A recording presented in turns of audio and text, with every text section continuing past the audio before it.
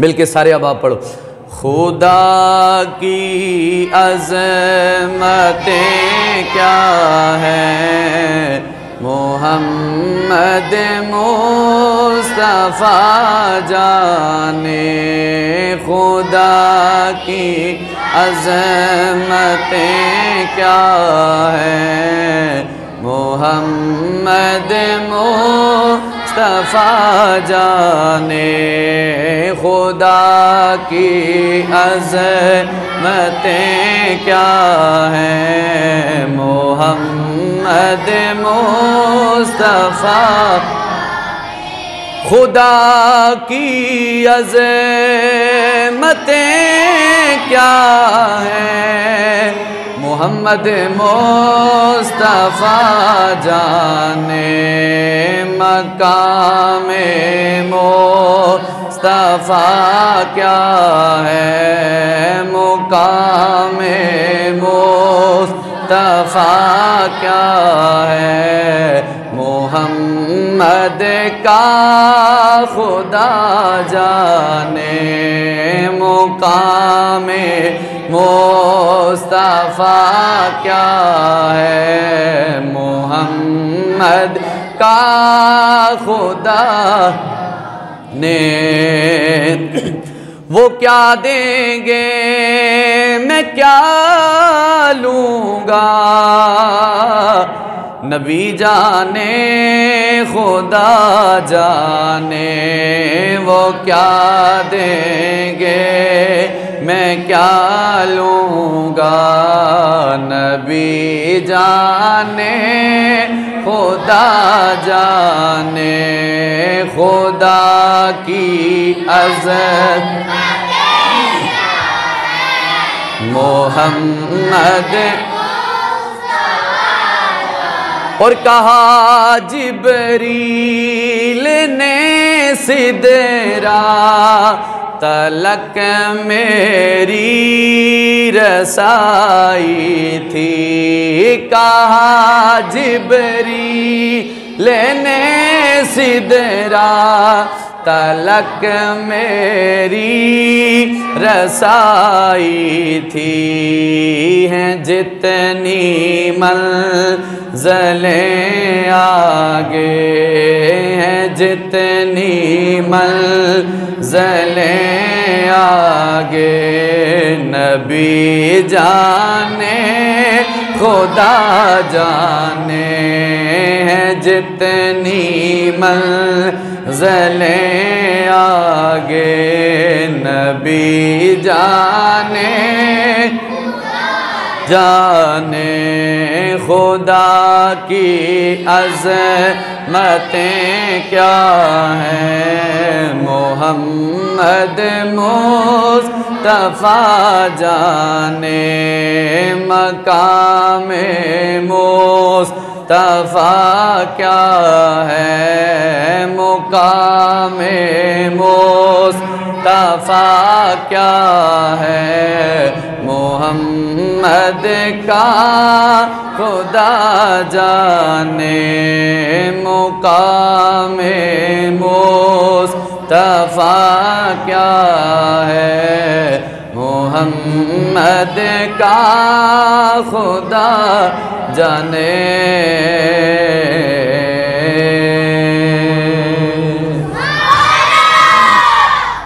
बाद हम्दो सलात लाइके सद इज़्ज़त व एहतराम व तकरीम, मेरे नहायती वाजिबुल एहतराम इज़्ज़तों के लायक कुर्ब जवार दूर नज़दीक से आए हुए मुअज़्ज़िज़ीन इलाका, ताजदार मदीना, सुरूर क़ल्ब सीना, रहमत कुल कायनात, फ़ख्र दो आलम, नूर मुजस्सम, शफ़ी मुअज़्ज़म सल्लल्लाहु अलैहि वालिहि वसल्लम के ग़ुलामों, दीवानों और शम्अ रिसालत के परवानों, अस्सलामु अलैकुम व रहमतुल्लाहि व बरकातुहू। बाद सलाम दुआ अल्लाह रब्बुल आलमीन की बारगाह ख़ास में दुआ है अल्लाह ताला हम सब के इल्म अमल में बरकतें अता फ़रमाए।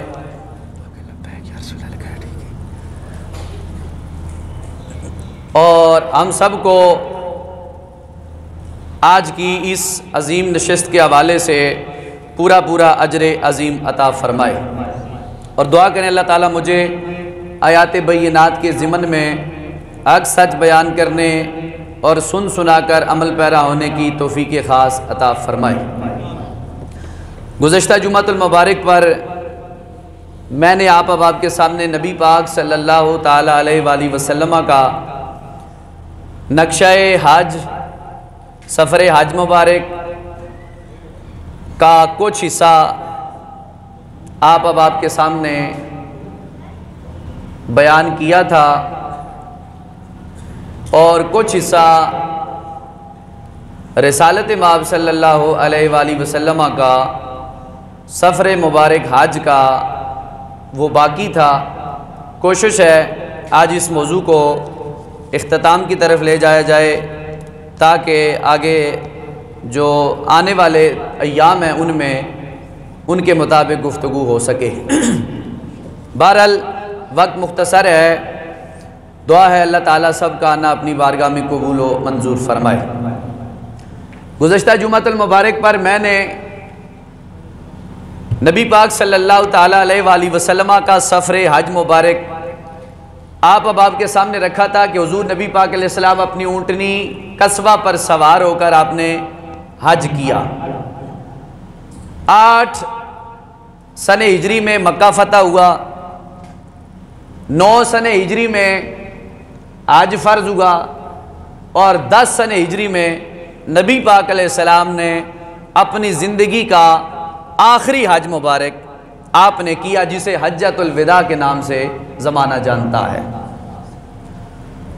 और वो हज भी यकीनन जुमे वाले दिन था और उस हज्जतुल विदा का खुतबा भी इंशाअल्लाह नबी पाक अलैहिस्सलाम की ज़ुबान से पाक से जो निकला है अल्फाज, उसके भी कुछ उसूल और कवायद आपके सामने रखे जाएंगे। नबी पाक अलैहिस्सलाम ने अपनी ज़िंदगी मुबारक में टोटल 3 हज किए। कितने हज किए जी?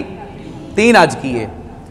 2 हज आपने मक्के से हिजरत करने से पहले किए और 1 हज हिजरत के बाद किया, जिसे हज्जतुल विदा कहा जाता है। नबी पाक अलैहिस्सलाम ने अपनी ज़िंदगी मुबारक में उम्रे 2 रिवायतें हैं। एक में यह नबी पाक अलैहिस्सलाम ने अपनी ज़िंदगी मुबारक में 4 उम्रे किए और दूसरी रिवायत में यह है नबी पाक अलैहिस्सलाम ने अपनी ज़िंदगी में उम्रे 2 किए।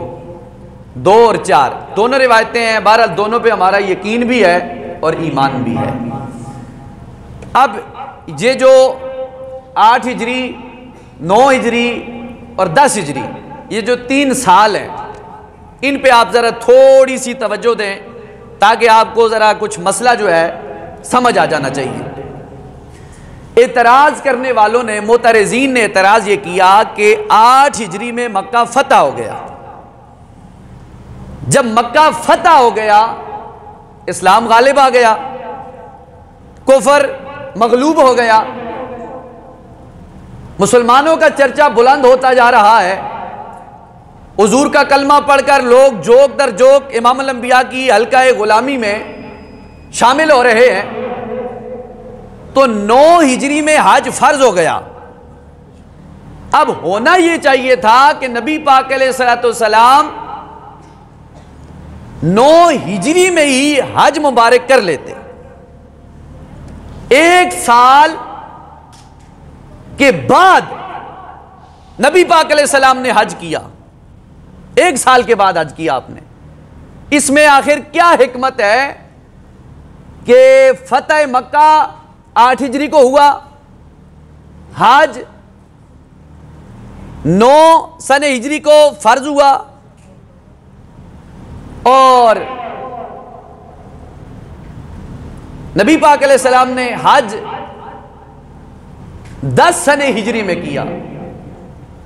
आखिर इसमें हिकमत क्या है? 8 मक्का फतह हुआ, तवज्जो, 9 हज फर्ज हुआ, 10 हुजूर ने खुद हज किया।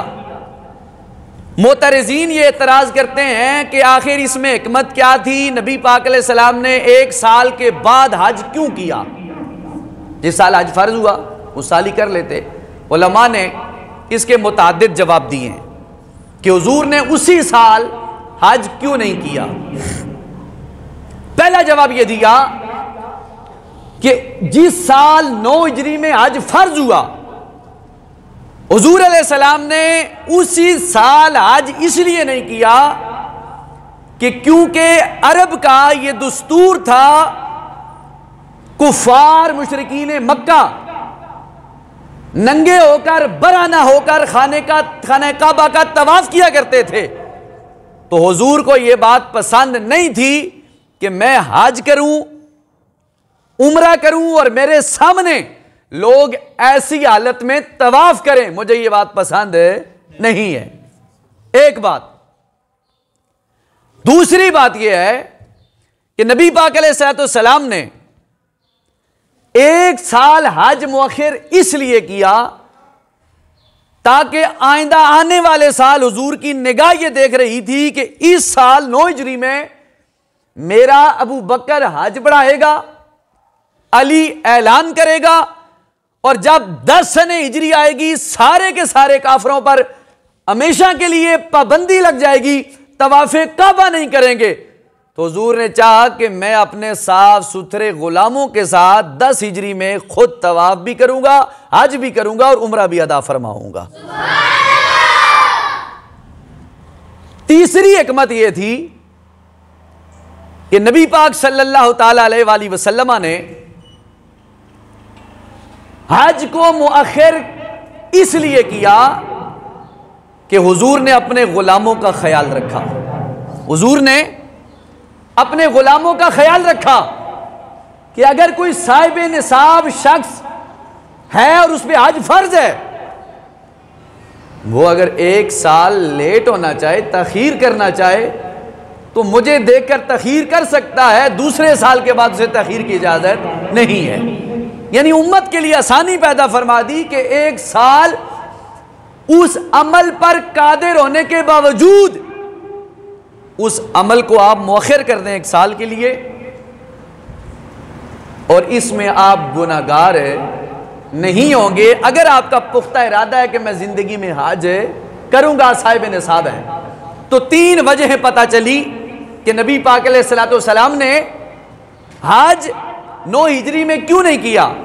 पहली हिकमत यह पता चली कि अल्लाह के महबूब ने गोया यह वाज़ेह पैगाम दे दिया कि 9 हिजरी का जो हज है इसमें अबू बकर सिद्दीक हज पढ़ाएंगे, मौला अली ऐलान करेंगे, मुशरिक काफिर तवाफ़े काबा नहीं कर सकेंगे किसी हाल में भी। और तीसरी हिकमत यह थी कि अगर कोई मेरा गुलाम साहिब निसाब होकर किसी मजबूरी के तहत 1 साल बाद हज करना चाहे, तो मैंने भी 1 साल बाद हज किया है, वो 1 साल के बाद भी हज कर सकता है, उसे उस पर भी अजर अजीम अल्लाह ताला अता फरमाएगा। तो ये बात आपको समझ आ गई कि सन 8 हिजरी मक्का फतह, 9 हिजरी हज फर्ज, 10 हिजरी इमाम अल अंबिया ने आखिरी हज मुबारक किया। ताजदार मदीना रहमत कोनैन सल्लल्लाहु ताला अलैहि वसल्लम के गुलामों, इमाम अल अंबिया नबी पाक अलैहिस्सलातो सलाम ने 10 हिजरी को हज किया, जिसे हज्जतुल विदा के नाम से याद किया जाता है। वो मंजर कैसा होगा, वो घड़ियां कैसी होंगी जब आबे ज़मज़म का पानी मेरे मुस्तफ़ा गुलामों के सामने खुद नोश फरमा रहे होंगे, और गुलाम भी कमली वाले के सामने आबे ज़मज़म का पानी खड़े होकर मुस्तफ़ा की माइयत और गुलामी में नोश फरमा रहे होंगे। इसीलिए मेरे इमाम अल अंबिया ताजदार मदीना रहमत कोनैन सल्लल्लाहु अलैहि वसल्लम ने अपने गुलामों को ये मोहब्बत का पैगाम दिया। फरमाया मेरे गुलामों, जो साहिब निसाब है, साहिब निसाब होकर हलाल आमदनी के साथ हज करने के लिए जब घर से निकलता है, अब तवज्जो चाहूंगा, जो हलाल की कमाई के साथ हज करते हैं, हराम की कमाई के साथ हज करते हैं, 2 रिवायतें सरकार की, मेरे मुस्तफ़ा के दोनों फरमान स्याह सित्ता के अंदर मौजूद, आपके सामने रखना चाहूँगा। मेरे इमामुल अंबिया ने फरमाया, जो मेरा गुलाम हलाल की कमाई के साथ हज करने के लिए अपने घर से पहला कदम सवारी में रखता है,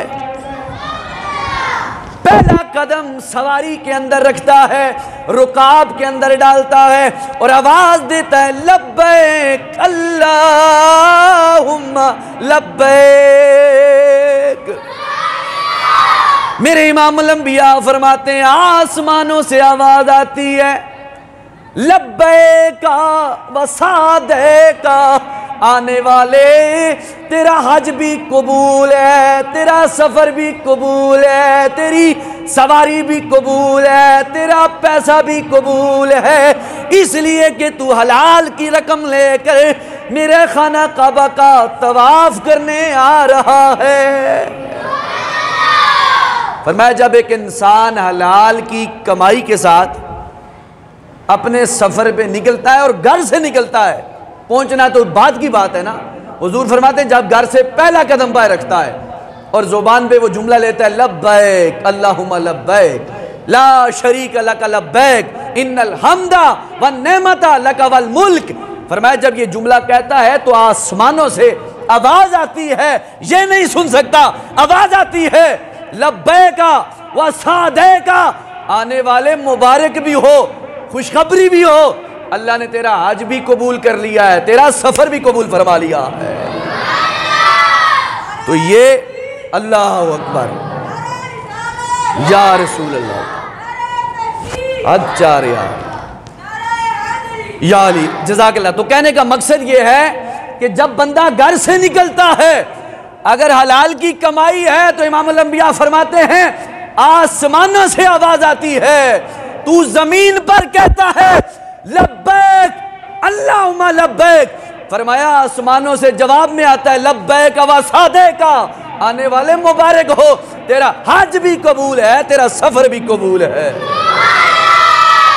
तेरा हज भी कबूल है, तेरा सफर भी कबूल है। अब दूसरी रिवायत, इमामुल अंबिया ने फरमाया, जो शख्स हराम के पैसे लेकर, जो शख्स हराम के पैसे लेकर, नाजायज पैसे लेकर हज करने जाता है, इस रिवायत से पता यह चला कि हुजूर ने तकसीम कर दी कि कुछ लोग ऐसे होंगे जो हलाल के पैसों से भी हज करेंगे और कुछ ऐसे होंगे जो हराम के पैसों से भी हज करेंगे। अगर ऐसा नामुमकिन था तो नबी पाक अलैहिस्सलाम इसको वाज़ेह ना फरमाते। हुजूर ने वाज़ेह फरमाया, पहले हलाल की बात की, फिर हराम की बात की। फरमाया, जो शख्स हराम की कमाई से हज करने के लिए आता है, घर से जब कहते हैं ना पहला कदम बाहर निकालता है और जुबान पे कहते लब्बैक अल्लाहुम्मा लब्बैक इन्नल हम्दा वन नेमता लक वल मुल्क ला शरीक लक लब्बैक, तो हुजूर फरमाते हैं आसमानों से आवाज आती है ला लब्बैक ला सद्दा सादैका ला लब्बैका ला सद्दा सादैका, आने वाले ना तेरा हज काबिल कबूल है, ना तेरा सफर काबिल कबूल है, ना तेरी सवारी काबिल कबूल है, ना तेरा तवाफ़े काबा काबिल कबूल है। क्यों? क्योंकि तू हराम की कमाई से आ रहा है। अल्लाह अकबर, तू हराम की कमाई से आ रहा है। तो गोया मुस्तफ़ा करीम अलैहिस्सलाम ने पैमाना यह दे दिया कि अगर तुम हज करते हो खालिस नियत के साथ, हलाल के पैसों के साथ, वो हज करना तो बाद की बात है, जब आप घर से ही निकलते हैं आवाज वहां से लग जाती है, तुम्हारा हज भी कबूल है, तुम्हारा सफर भी कबूल है। और फिर इमामुल अंबिया अलैहिस्सलाम ने फरमाया, जो मेरा गुलाम, जो मेरा चाहने वाला अपने घर से निकला एक कफन नमा एहराम बांधकर, अगर वो हज के दौरान सवारी पे बैठे हुए चलते फिरते गिरकर, सवारी से गिरकर, हुजूर फरमाते हैं जो शख्स सवारी पे सवार हुआ और सवारी से गिरकर हलाक हो गया, मर गया, इमामुल अंबिया ने फरमाया कयामत का दिन होगा, महशर का मैदान लगा हुआ होगा, यह शख्स उठेगा किस हाल में? फरमाया एहराम पहना हुआ होगा और ज़ुबान पे जुमला होगा लब्बैक अल्लाहुम्मा लब्बैक ला शरीक लक लब्बैक इन्नल हम्दा वन्नेमता लक वल मुल्क। मेरे आका ने फरमाया कयामत का दिन होगा, ये उसी तरह बिन सिले हुए कपड़े चादरें पहनकर महशर के मैदान में आएगा और अपनी जुबान पर ये प्यारे जुमले दुहराता हुआ उठेगा कि लब्बैक अल्लाहुम्मा लब्बैक ला शरीक लक लब्बैक इन्नल हम्दा वन्नेमता लक वल मुल्क। फरमाया सफर करने वाले मुसाफिर, अगर तू घर से निकल आया है, गिर गया, रास्ते में फोत हो गया, जिस हाल में तुझे मौत आएगी उसी हाल में कयामत वाले दिन तू उठाया जाएगा। इस हदीस पाक को मद्देनजर रखते हुए उलमाए किराम ने एक और हदीस पाक बयान की कि नबी पाक अलैहिस्सलाम ने फरमाया जो बंदा जिस हाल में मरेगा उसी हाल में उठाया जाएगा। अगर बंदा शराब पीते हुए मर गया, कयामत वाले दिन शराब पीते हुए ही उठेगा।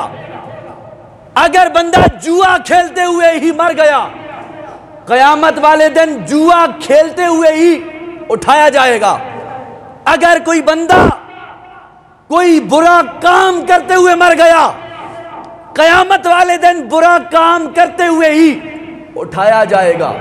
अगर कोई शख्स नमाज पढ़ते हुए मर गया, कयामत वाले दिन नमाज पढ़ते हुए उठाया जाएगा। अगर कोई शख्स कुरान पढ़ते हुए मर गया, कयामत वाले दिन कुरान पढ़ते हुए उठाया जाएगा। अगर कोई शख्स अजान देते हुए मर गया, इमाम अल-अंबिया फरमाते हैं कयामत वाले दिन अजान देते हुए उठाया जाएगा। अगर कोई सजदे के आलम में मर गया, कयामत वाले दिन सजदे के आलम में ही उठाया जाएगा।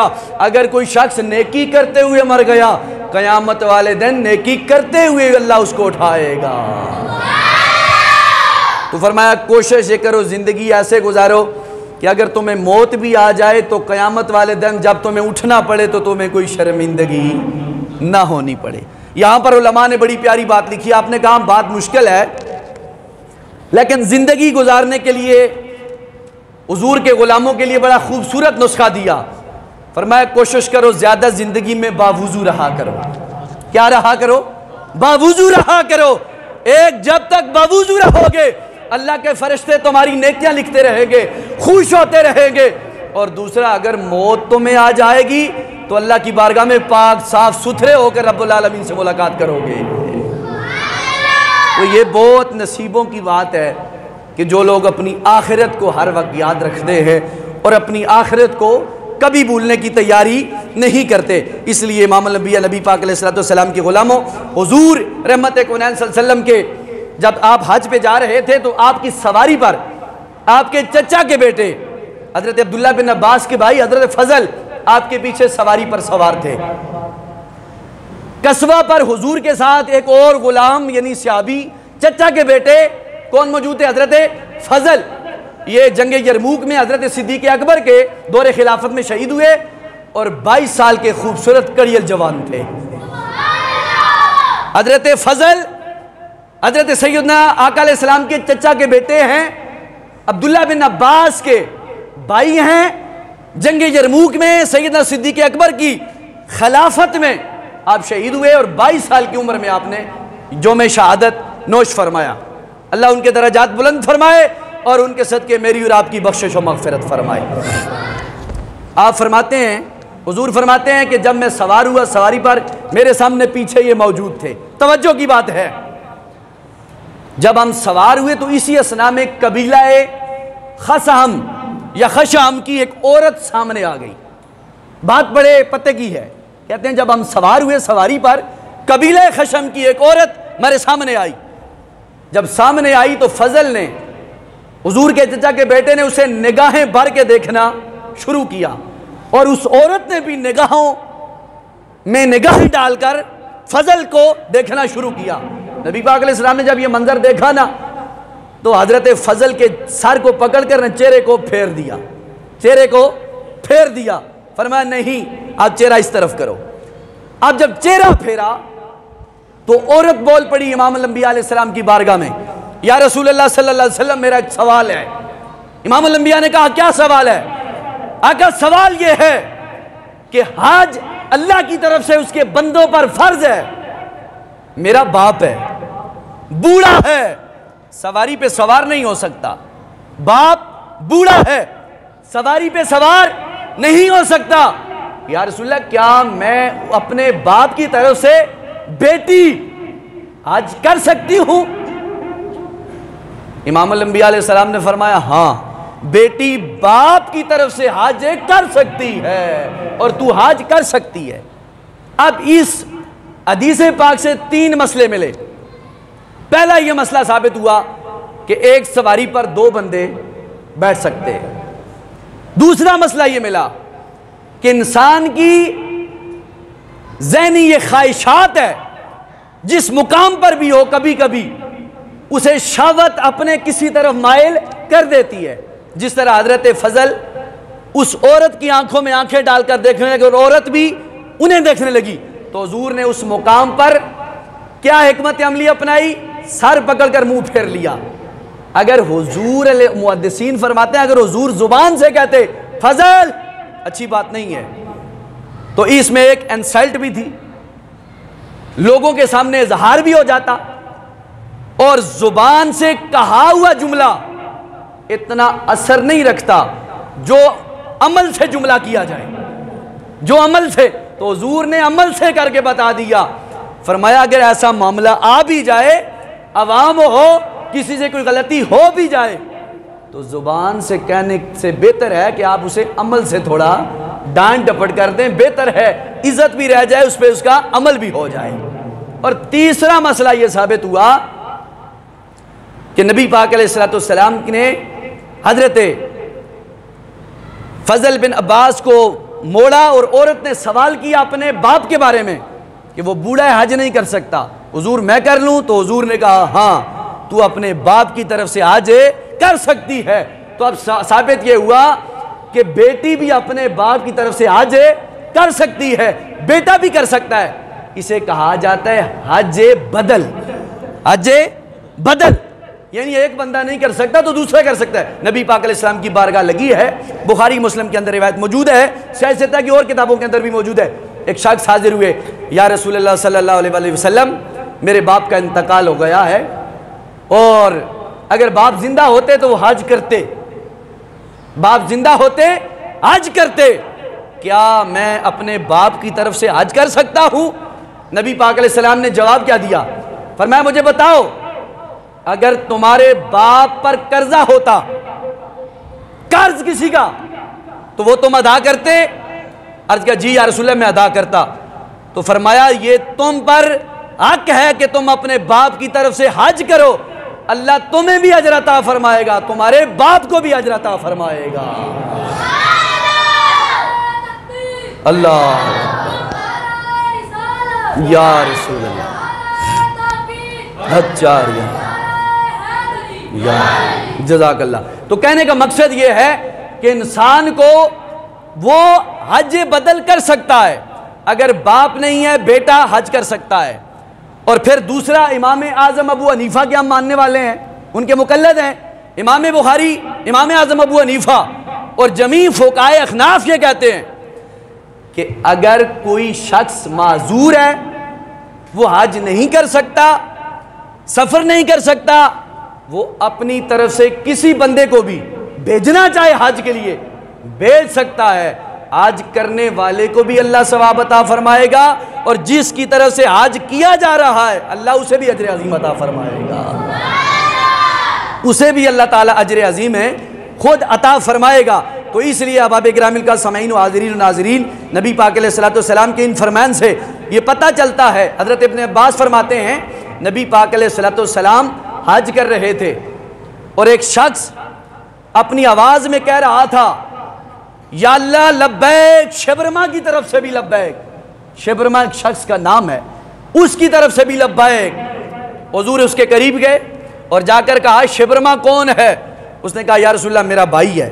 दूसरी रिवायत में कहा या मेरा रिश्तेदार है। हुजूर ने कहा पहले अपना हज करो बाद में उसकी तरफ से हज करो, पहले अपना हज करो बाद में उसकी तरफ से हज करो। तो इस हदीस पाक से यह साबित होता है कि अगर कोई खुद बंदा साहिब निसाब है, उस पर हज फर्ज है, अगर कोई बंदा उसे भेजता है तो उसको जाना ठीक नहीं है। क्यों? पहले वो अपनी तरफ से करे, बाद में किसी तरफ से कर सकता है। वो बाद में किसी तरफ से हज कर सकता है। हज की फजीलत तो आपने सुनी, हज फर्ज किन लोगों पर है ये भी आप समाअत फरमा लें। हज फर्ज किन लोगों पर है? उन लोगों पर फर्ज है जो मक्का पाक, मदीना पाक आसानी के साथ आ जा सकते हैं, वहाँ की रिहाइश का तमाम आसानी के साथ कर सकते हैं, और पीछा महीना 20 दिन जितना अरसा भी रहें, उनकी आल औलाद बगैर किसी मांगे से अपने घर का हालात वाक़यात निज़ाम चला सकते हैं, तो उन पर हज फ़र्ज़ है। यानी आसान अल्फाज में ये है कि जो बंदा अपने हज पे जाए, वापस घर का खाने पीने का खर्चा मौजूद हो, अपने सफ़र का खर्चा मौजूद हो, ज़ाती तौर पर वो हज कर सकता है, और उस पर हज फ़र्ज़ है, और ज़िंदगी में एक बार फ़र्ज़ है, बार बार फ़र्ज़ नहीं है। तो इसी तरह अब आगे आइए, हज है ज़िंदगी में एक बार फ़र्ज़, और कुर्बानी जिस साल जब तक आप साहिब निसाब हैं, कुर्बानी आप पर वाजिब है। मसलन 52.5 तोले चांदी की मिकदार। अब मेरे इल्म में ख़ास पता नहीं है कि तोला चांदी किस तरह है, लेकिन एक आइडिया के मुताबिक मैं आपको कहता हूं कि जिस शख्स के पास मौजूदा 1,40,000 रुपये मौजूद हों, और जिस उस पर कोई ख़ास कर्जा भी ना हो, उस पर कुर्बानी वाजिब है। उस पर कुर्बानी वाजिब है। अब वो हीला करे, बहाना करे, या जो भी कहे, वो मुझसे आपसे तो छुपा सकता है, अल्लाह की ज़ात से छुपा सकता नहीं है। और कुर्बानी सिर्फ मर्दों पर ही वाजिब नहीं है, कुर्बानी औरतों पर भी वाजिब है। अगर घर के अंदर 10 मर्द हैं, 4-5 औरतें हैं, इस्लामी माएँ बहनें, हर मर्द का, हर भाई का, हर बेटे का अपना अपना हिस्सा मौजूद है, बीवी का भी मौजूद है। तो इसका यह मतलब नहीं बाप कुर्बानी दे दे तो बच्चे बरी ज़िम्मा हो जाएंगे, बच्चियां बरी ज़िम्मा हो जाएंगी। नहीं, बच्चियां भी अपनी तरफ से भी कुर्बानी करेंगी, बच्चे भी अपनी तरफ से कुर्बानी करेंगे। और कुर्बानी के जानवर में ज़रूरी ये नहीं है कि आप 7 हिस्से ही रखें। कुर्बानी के जानवर में आप 5 हिस्से भी रख सकते हैं, 3 हिस्से भी रख सकते हैं, 1 हिस्सा भी रख सकते हैं, ये ताक हैं। और अगर आप जुफ्त रखना चाहें, हमारे फुक़हा ने अपनी फ़िक़्ह की किताबों में लिखा है ये मसला कि अगर जुफ्त तरीके से भी आप कुर्बानी के अंदर हिस्से रखना चाहें, 2, 4, 6, 2, 4, 6, 2, 4, 6 जुफ्त तादाद में आप कुर्बानी के अंदर 6 हिस्से भी कर सकते हैं, 4 भी कर सकते हैं, 2 भी कर सकते हैं। यानी साबित ये हुआ कुर्बानी के जानवर में जुफ्त अदद के मुताबिक भी कुर्बानी की जा सकती है, और ताक अदद के मुताबिक भी कुर्बानी की जा सकती है। वो आपकी अपनी नीयत पर, अपनी औकात के ऊपर मुनहसर है। आप 5 करें, 7 करें, 6 करें, 3 करें, 2 करें, 1 करें, जिसकी तरफ से भी आप करें कुर्बानी कर सकते हैं। दूसरी बात, इमाम अल-अंबिया नबी पाक अलैहिस्सलाम ने अपनी ज़िंदगी पाक में अपनी तरफ से भी कुर्बानी की और अपनी पूरी उम्मत की तरफ से भी कुर्बानी की। हुज़ूर ने ख्याल रखा ना कि मेरा ग़ुलाम कोई ऐसा भी होगा जो क़यामत तक उसे तौफ़ीक़ नहीं होगी, वो कुर्बानी करेगा, तो हुज़ूर ने अपने हर ग़ुलाम की तरफ से क़यामत तक के लिए कुर्बानी कर दी। फरमाया मैं तुम्हारी तरफ से, मेरी उम्मत कुर्बानी करके जा रहा हूँ, मैं तुम्हारी तरफ से कुर्बानी करके जा रहा हूँ। या रसूलल्लाह, क्या हमारे अमल बेहतर है? क्या हमारा लिबास बेहतर है? क्या हमारी कोई शान है? फरमाया और कोई बात नहीं कि तुम कलमा जो मेरा पढ़ने वाले हो। बोले सुभान अल्लाह, तुम मेरा कलमा पढ़ने वाले हो और मैं इस कलमे की वजह से तुम्हारी तरफ से कुर्बानी दे के जा रहा हूँ। अब उलमा ने बड़े प्यारे जुमले लिखे, बयान किया। आपने कहा कि उम्मती का भी हक है, उम्मती का हक है साहिब निसाब का, कि अगर अल्लाह ने उसे ताकत दी है तो कुर्बानी में एक हिस्सा अपने नबी का नाम का भी रख ले। कुर्बानी के जानवर में एक हिस्सा अपने पाक पैगंबर के नाम का भी रख ले, एक हिस्सा सैयदना सिद्दीक़ अकबर के नाम का भी रख ले, एक हिस्सा फारूक आजम के नाम का भी रख ले, एक हिस्सा उस्मान गनी के नाम का भी रख ले, एक हिस्सा मौला अली हैदर करार के नाम का भी रख ले, एक एक हिस्सा हसनैन करीमैन जन्नती जवानों के नाम का भी रख ले, अगर उसकी इस्तात है। लेकिन कई ऐसे हैं इस्तात के बावजूद भी वो ऐसा काम नहीं करते। सारी बात होती है दिल की। जब दिल हो तो अल्लाह की बारगाह में वो अमल बड़ा काबिल कबूल समझा जाता है। अगर दिल ना हो तो उस बात को, उस दौलत को क्या करना जिसके अंदर आपका दिल ना हो। तो इसलिए आपसे गुजारिश है कि अगर आप साहिब इस्तात हैं तो कोशिश करें नबी पाक अलैहिस्सलातु वस्सलाम की ज़ात पाक की तरफ से भी आप कुर्बानी करें। दूसरा मशवरा ये है, अगर आपकी वालिदा, आपके वालिद साहब, बहन भाई, आपके इज़्ज़तदार, करम फरमा कुछ दोस्त दुनिया से फौत हो चुके हैं, अगर आप उनकी तरफ से भी कुर्बानी करना चाहते हैं तो उनकी तरफ से भी आप कुर्बानी कर सकते हैं। चाहे माँ बाप आपके फौत हो चुके हैं, कुर्बानी कर सकते हैं। नबी पाक अलैहिस्सलाम का फरमान सुनो कुर्बानी के हवाले से, और नबी पाक अलैहिस्सलाम का फरमान इस हवाले से आप समाअत फरमाएं। अल्लाह के महबूब रहमत कौनैन सल्लल्लाहु अलैहि वसल्लम ने इरशाद फरमाया, जो शख्स माँ बाप के मरने के बाद उनके साथ नेकी करता है, क़यामत वाले दिन अबरार नेक लोगों के साथ उठाया जाएगा, नेक लोगों के साथ उठाया जाएगा। तो इसलिए आप अब आपसे गुजारिश है कि अगर आप साहिब निसाब हैं, कमो पेश 1,40,000 की मिकदार आपके पास पैसे पड़े हुए हैं, आप पे कुर्बानी वाजिब है। किसी से कोई मसला पूछने की ज़रूरत नहीं है, आप कुर्बानी करें। नबी पाक अलैहिस्सलाम ने देखो क्या खूबसूरत, हज़रत ज़ैद बिन अरकम ने कहा ना, या रसूल सल्लम कुर्बानियाँ क्या हैं? इमामुल अंबिया ने फरमाया तुम्हारे बाप इब्राहीम अलैहिस्सलाम की सुन्नत है। या रसूल इसमें अजर क्या है? इमामुल अंबिया ने फरमाया जानवर के हर बाल के बदले अल्लाह एक एक नेकी अता फरमाएगा। और फरमाया जब कुर्बानी करने वाला शख्स कुर्बानी करता है, जब जानवर का खून ज़मीन पर गिरता है ना, खून बाद में गिरता है, अल्लाह कुर्बानी करने वाले के गुनाह पहले मुआफ़ फरमा देता है। तो इसलिए हुजूर ने फरमाया कुर्बानियाँ खुश इसलूबी के साथ करो, ताकतवर जानवर खरीदो, खूबसूरत जानवर खरीदो, ये पुल्ले सरात पर तुम्हारी सवारियाँ होंगी। खूबसूरत जानवर खरीदो और खुश इसलूबी के साथ जानवर खरीदो, ताकि तुम्हें जनाबे वाला इनका अजर अल्लाह की ज़ात पूरा पूरा अता फरमाए। इसलिए गिरामीउल क़द्र समीईन व हाज़िरीन व नाज़रीन, मुझे मज़ीद वक्त इजाज़त नहीं देता कि मैं इन मसाइल को कुर्बानी के हवाले से वाज़ेह पैगाम आपको दूँ। इंशाअल्लाह आइंदा आने वाले जुम्मतुल मुबारक पर कुर्बानी के हवाले से वाज़ेह पैगाम आपको मज़ीद दिया जाएगा कि कुर्बानी के फ़ज़ाइल क्या हैं। आप जानते हैं, बस इससे बड़ी बात और क्या है। हुजूर ने कहा हर बाल के बदले अल्लाह ताला तुम्हें नेकी अता फरमाएगा। जब खून ज़मीन पर गिरेगा उससे पहले पहले अल्लाह तुम्हारी बख्शिश फरमा देगा।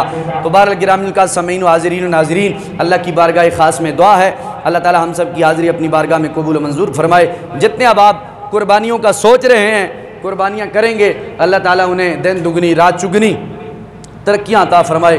व आखिर दावा या अनिल हम्दुलिल्लाहि रब्बिल आलमीन, सुन्नतें अदा फरमाए।